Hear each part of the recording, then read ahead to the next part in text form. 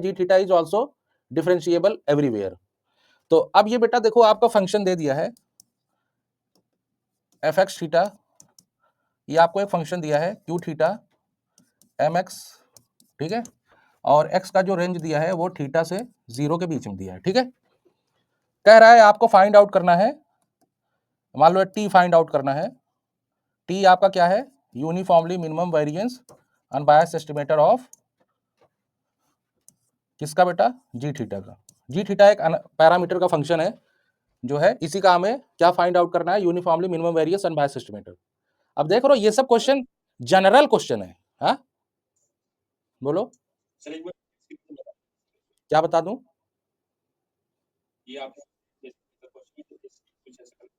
हाँ गलत सा दिया हुआ है ना, इसको मत देखो। एक्स एक्स का जो रेंज है 0 से थीटा बस, ठीक है। हाँ गलत, वो गलत है, जो प्रिंटिंग है वो गलत है, अभी जो बनाया मैंने वो सही है बिल्कुल, ठीक है।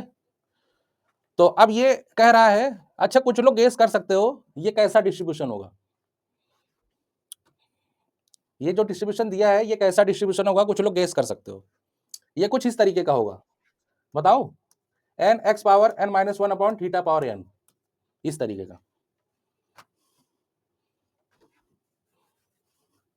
है ना। गामा वामा बीटा डिस्ट्रीब्यूशन कुछ ऐसा ही होगा, तभी रेंज पे डिपेंड कर रहा है ना। तो चलो ठीक है, आगे चलते हैं हम लोग, फिर करेंगे क्या। सबसे पहले हमें क्या निकालना पड़ता है यूनिफॉर्मली के लिए, हम लोग सबसे पहले क्या निकालते हैं बेटा, हाँ सबसे पहले हम लोग क्या निकालते हैं बताइए, यूनिफॉर्मली के लिए सफिशिएंट एंड कंप्लीट, है ना। तो सबसे पहले लाइक्लीहुड निकाल लेते हैं, ठीक है। चलो सबसे पहले लाइक्लीहुड निकालते हैं, तो लाइक्लीहुड हमारा क्या हो जाएगा, this F x theta indicator function 0 x I theta, ठीक है। तो इसको इसमें पुट करेंगे तो ये आपका बन जाएगा, देखो जनरल क्वेश्चन थोड़े से डिफिकल्ट होते हैं लगाने में, उसमें आपके कंसेप्चुअल नॉलेज बहुत जबरदस्त होनी चाहिए, है ना।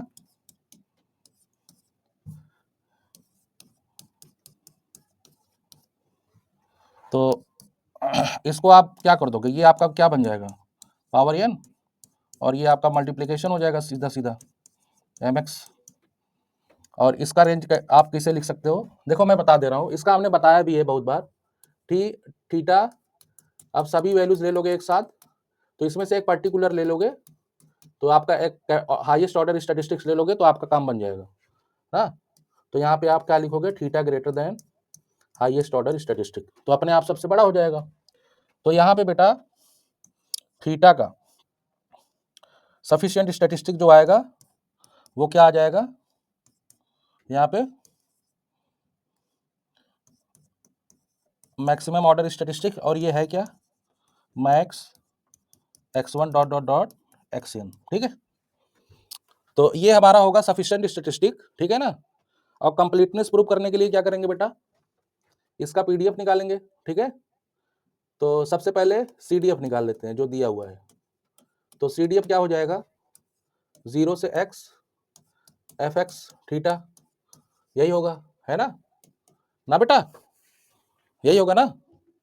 तो एफ एक्स की वैल्यू रख दो इसमें, 0 से x q theta m x d x, तो क्यू थीटा कॉन्स्टेंट है उसको बाहर ले लो, और केवल इंटीग्रेट होगा एम एक्स के रिस्पेक्ट में। तो अब ये इंटीग्रेट होके कुछ बनेगा, है ना। तो इसको मान लेते हैं कोई और फंक्शन मान लो इसको यार, चलो इसको हम ले लेते हैं स्मॉल एम एक्स, ठीक है। अब यार स्मॉल एम एक्स क्या है, स्मॉल एम एक्स इंटीग्रेशन 0 से x कैपिटल एम एक्स, ठीक है ना।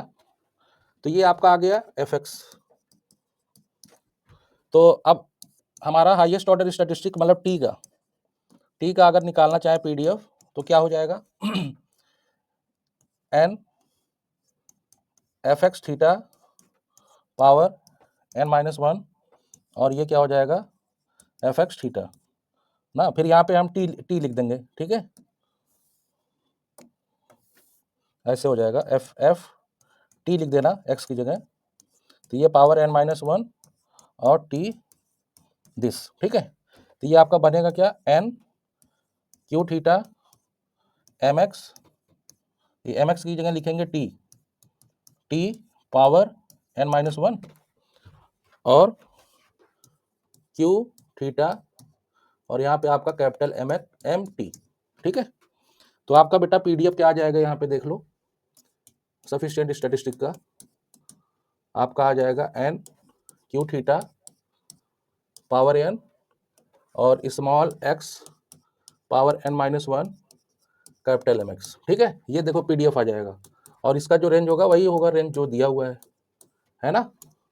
बताओ समझ आया बच्चों, सही जा रहे हैं ना, देख लो, कहीं कंफ्यूजन हो तो बता देना।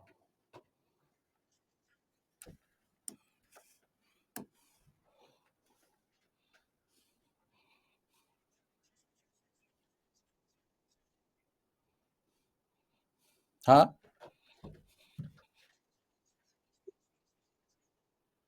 हाँ, स्मॉल एम एक्स मान लिया, वैसे मानना तो नहीं चाहिए, नहीं फंक्शन ऑफ एक्स ही आएगा ना, क्योंकि 0 से x ले रहे हैं, ठीक है, सही है, पूरा रेंज नहीं लिया। सीडीएफ निकाल रहे हैं ना, तो 0 से कितना लेंगे, x ही तो लेंगे, ठीक है, ठीक है। चले आगे। तो अब यहां से आपको कंप्लीटनेस प्रूव करना है ना बेटा, एक कोई फंक्शन ले लो अदर, चलो आप ले लो एच टी ले लो, ठीक है। इसका एक्सपेक्टेशन निकालोगे तो ये आपका 0 से थीटा आएगा और एच टी और ये आपका एफ टी, ठीक है, और ये डी टी। अब ये इसकी वैल्यू 0 आनी चाहिए। अब जरा हमको एक चीज बताओ, इनमें से कोई वैल्यू 0 है, बताओ कोई वैल्यू 0 है, नहीं है ना, देखिए देख के ही पता चल रहा है, होगा भी नहीं। तो इसका मतलब क्या होगा, एच टी आपको क्या लेना पड़ेगा, 0 फॉर ऑल टी मतलब दिस। तो ये आपका टी क्या बन जाएगा, कंप्लीट आल्सो, है ना। तो अब नाउ टी क्या बन गया, is an complete and sufficient for theta, ठीक है, ठीक है ना बेटा, क्लियर हो गया ना ये। कौन वाली बेटा, ये वाली, देखो,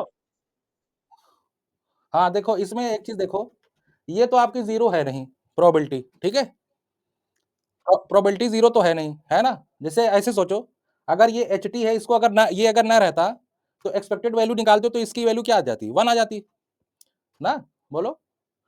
ये पीडीएफ है, अगर पूरा 0 से थीटा इंटीग्रेट करते तो इसकी वैल्यू 1 आती।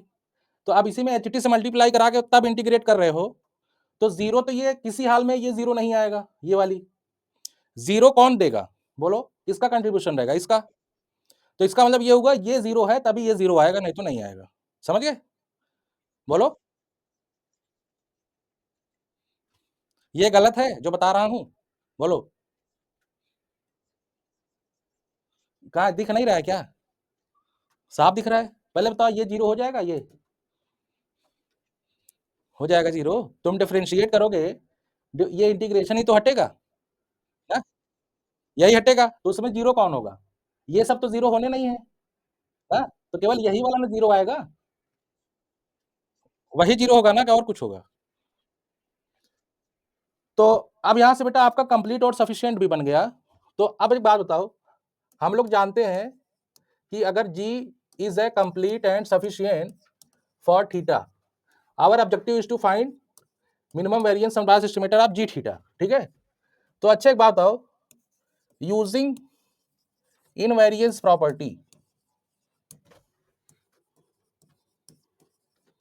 प्रॉपर्टी ऑफ सफिशिएंट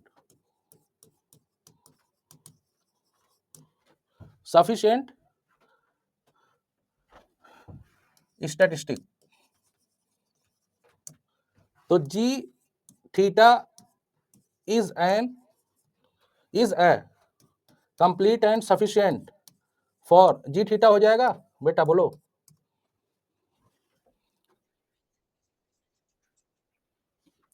क्या बेटा, प्रूव कर लो कंप्लीट, और क्या, सिंपल, कंप्लीट प्रूव कर लो ना। इसको कंप्लीट प्रूव कर लो। ये फंक्शन ऑफ टी है, अभी जैसे किए थे, प्रूव कर लो, फिर देख लो आपका जीटी आपका सभी उसके लिए 0 आएगा। ठीक है, अलग से प्रूव कर दो। तो ये आपका बेटा जीटी आपका क्या बन गया, कंप्लीट और सफिशिएंट फॉर जी थीटा हो जाएगा।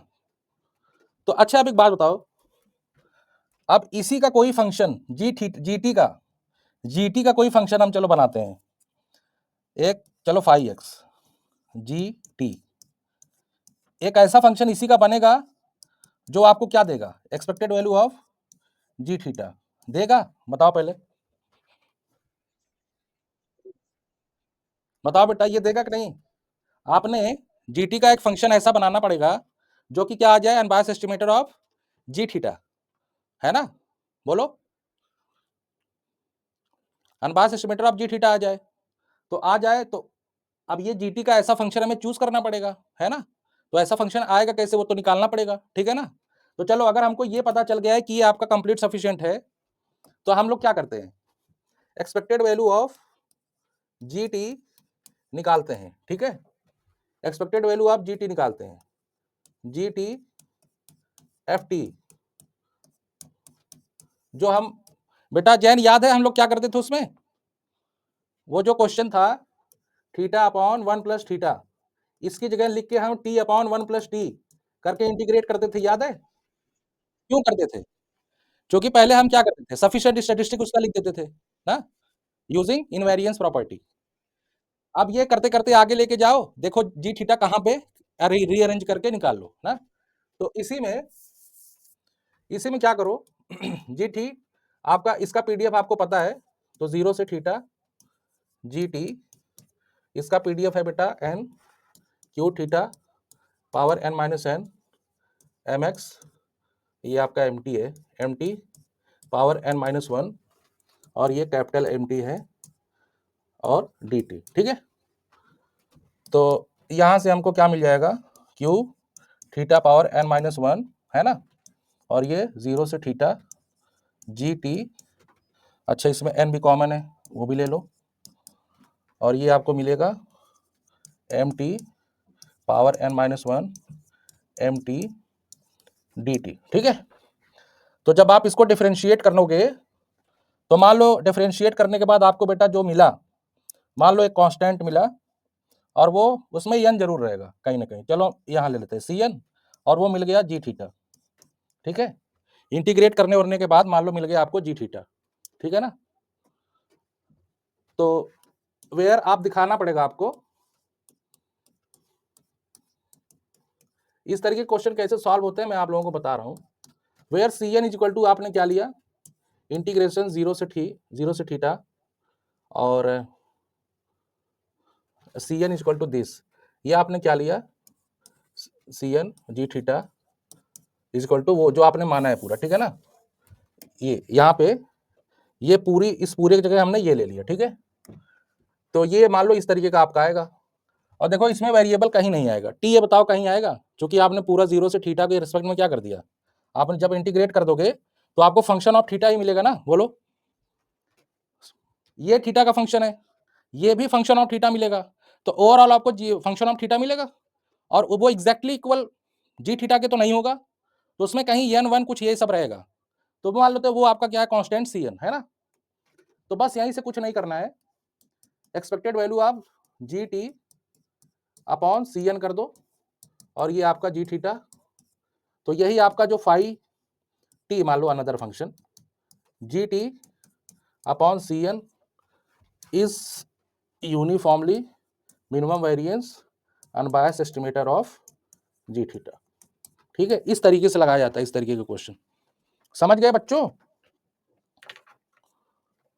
देखो इसमें आपको एग्जैक्टली कुछ मिलने वाला नहीं है, कदम कदम कदम कदम पे बस ये देखना पड़ेगा कि कहां पे ओरिजिनल फंक्शन ऑफ एक्स बन रहा है और कहां पे ओरिजिनल फंक्शन ऑफ थीटा बन रहा है, तो उसी के रेस्पेक्ट में आपको क्या करना पड़ेगा, एज्यूम करना पड़ेगा, है ना।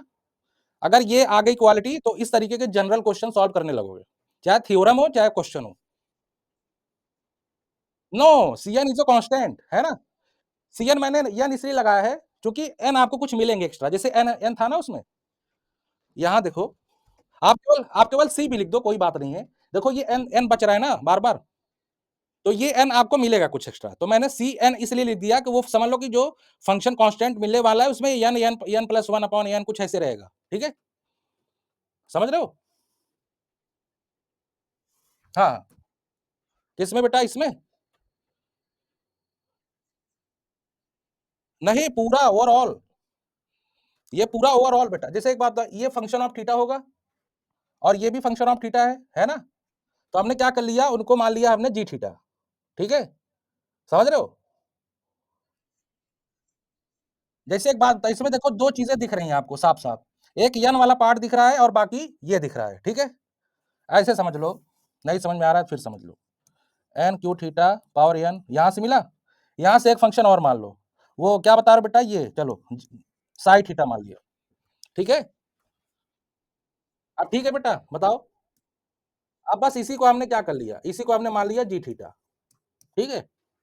और अगर आप इसको एक्स्पोनेंशियल के टर्म में लिखना चाहते हो, लॉग के टर्म में, तो ये एन मैं चाह रहा था बाहर है, छोड़ो जाने दो। ये पूरा ओवरऑल ये मान लो, है ना? हालाँकि ये भी कर रहे हो तो आपका गलत थोड़ी है, क्योंकि एग्ज़ैक्ट थोड़ी निकाल पाओगे कुछ, है ना? सीएन फ्री है थीटा से बेटा, सीएन इज़ फ्री तभी तो अगर फ्री नहीं होगा एक बात बताओ, अगर ये फ्री नहीं रहेगा तो इधर कैसे जाएगा, है ना? सीएन इसलिए मैंने लिखा वो कांस्टेंट है और वो एन के फॉर्म में होगा, एन। जैसे आता है ना एन अपॉन एन प्लस 1 ऐसे आपका बचता नहीं है जब आप निकालते हो अनबायस्ड एस्टिमेटर। ना maximum highest order statistic unbiased कब होता है? जब आप इधर n प्लस 1 अपॉन n जोड़ते हो यूनिफॉर्म में, तब आपका ये थीटा के इक्वल आता है ना? ऐसे करते हो कि नहीं? तो ये जो n प्लस 1 अपॉन n है, इसी को मैंने क्या लिख दिया Cn मतलब यही नहीं, वो फंक्शन आएगा, बस इतना समझ लो। ठीक है? तो समझ में आया बच्चों? बताओ जी। बढ़िया-बढ़िया क्वेश्चन करा दिया आज। चलो ठीक है। चलो आईसीएस में मिलते हैं।